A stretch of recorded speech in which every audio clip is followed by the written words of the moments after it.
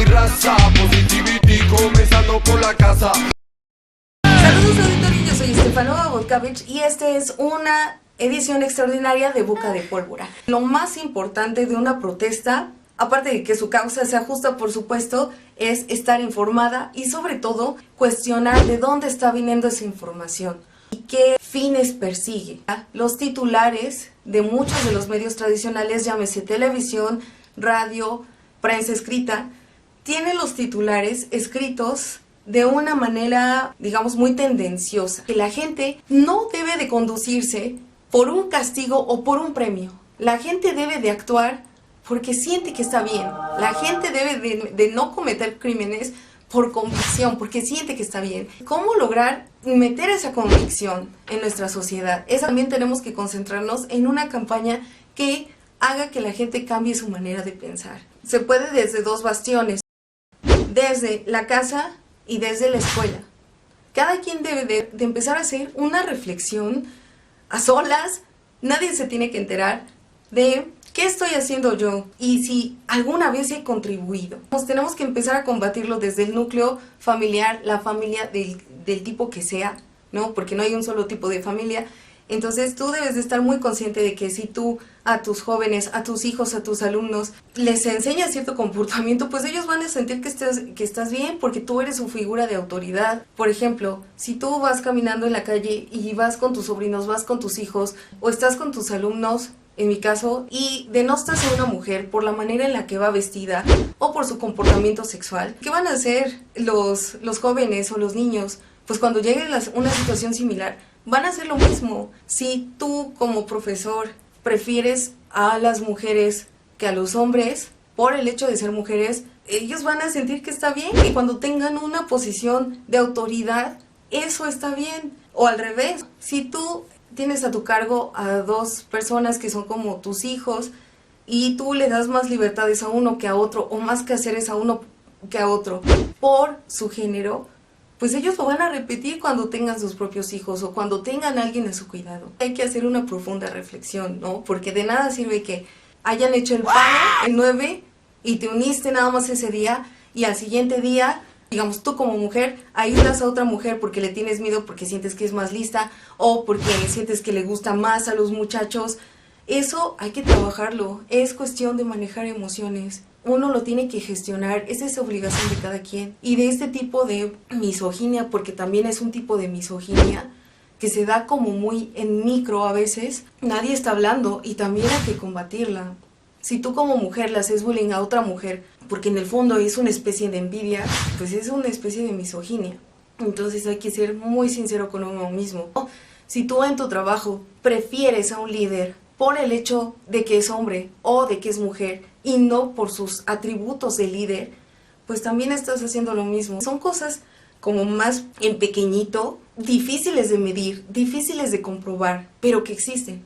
No nos hagamos, existen. El siguiente que quiero mencionar es acerca de el paro. Insisto, creo que la protesta social es súper importante, pero desde mi perspectiva, uno de los elementos que verdaderamente empodera a la mujer del siglo XXI es la independencia económica. ¿Y cómo lo logramos? Pues a través del trabajo. Vuelvo a repetir, uno de los más grandes factores del empoderamiento de la mujer es su independencia económica, porque no va a depender de nadie y porque si se harta de una situación, tiene los medios en el sistema en el que actualmente vivimos para separarse de esa situación. Hay otros factores, claro que hay otros factores, pero como siempre, el dinero tiene un montón de peso. La verdad sí me parece un poco irónico que en algún momento de la historia las mujeres lucharon por conseguir un lugar en el mundo laboral y que uno de los estilos de protesta sea abandonarlo. Virginia Woolf lo dijo ya hace mucho tiempo, ¿no? ¿Qué se necesita para desarrollarse un cuarto propio? No está hablando específicamente del dinero, pero sí que uno necesita sus propias cosas, sus propios medios. Probablemente la libertad económica sea la mayor libertad, tanto pues para todos. La gente también debe de distinguir a quién va a hacer el reclamo. Hay que recordar que existen tres poderes: el ejecutivo, el legislativo y el judicial, y que son relativamente independientes entre ellos. Algo que está ocurriendo aquí, antes de la seguridad, es que no se está aplicando la ley.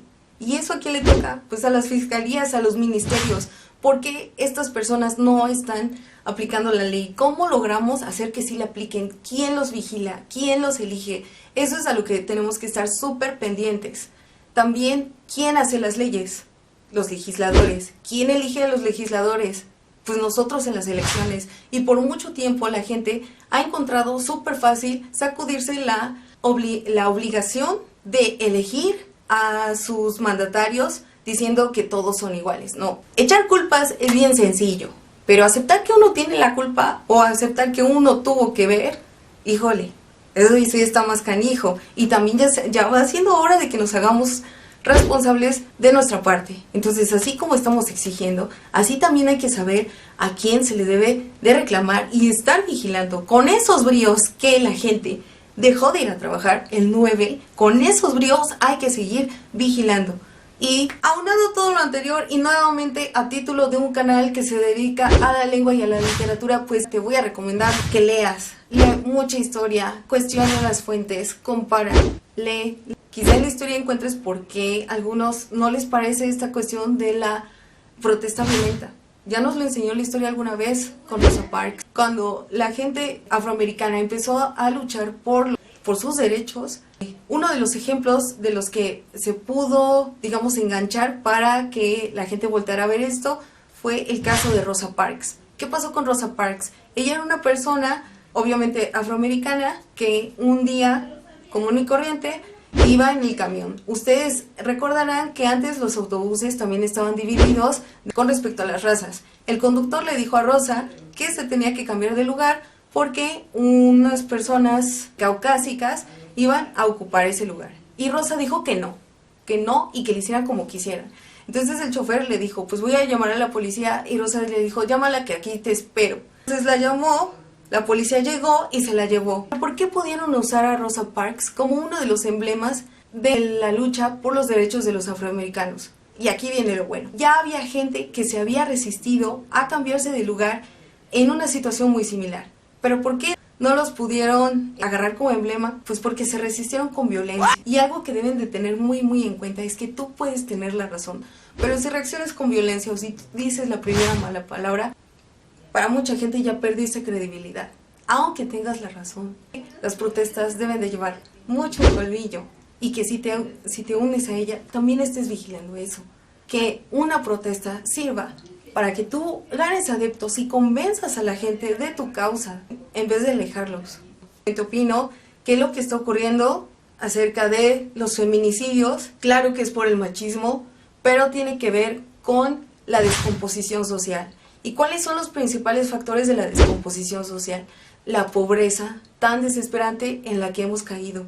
A la par, en paralelo de vigilar todas las cosas que tenemos que vigilar al respecto de los feminicidios y de acabar con el machismo, pues también tenemos que exigir, número 1, vigilar los salarios, porque hasta que los salarios no suban, la gente no va a estar tranquila. Número 2, que las jornadas laborales vuelvan a ser jornadas justas, jornadas de 8 horas, como por lo que se peleó a principios del siglo XX. Orgulloso de estar. Orgulloso de estar. 8 horas para trabajar, 8 horas para hacer lo que tú quieras y 8 horas para descansar. ¿Por qué? Porque si en las familias, la familia, el tipo de familia que sea, las figuras de autoridad, quienes tienen que acompañar a los jóvenes en su educación, no están con ellos, pues no va a servir de nada. Los valores se enseñan desde el núcleo familiar. Entonces, si los papás, si los tutores están preocupadísimos porque viven al día y no les alcanza para comer, tienen que dividirse en dos. Tienen que o trabajar o estar con sus hijos. ¿Y qué va primero? Pues la supervivencia, tienen que trabajar. Algo que yo noto siendo maestra, no sé si lo había dicho, yo soy profesora a nivel bachillerato y a nivel universidad y veo mucha gente, tengo alrededor de 190 alumnos por cuatrimestre, semestre, y algo que yo veo en los jóvenes es que a veces están muy solitos. ¿Y por qué están solitos? Pues porque no los acompañan sus papás. ¿Pero por qué no los acompañan sus papás? Pues porque tienen que estar trabajando. hay que revisar, hay que ser bien crítico y revisar cuál es el perfil del ciudadano promedio, del adolescente promedio, del niño promedio en México y qué tantas horas pasa con sus padres o sus tutores. Porque si ellos no les están enseñando las cosas que les tienen que enseñar, como no robar, como la manera en la que uno muestra amor, pues nunca vamos a salir de esto. En conclusión, también debemos de abogar mucho por eso, sueldos justos, jornadas laborales justas, para que nuevamente los padres o los tutores puedan estar con los jóvenes en un muy buen momento para que podamos cambiar las cosas. Quizá esto no nada más sea una revolución social, sino una revolución de conciencia y casi que hasta espiritual.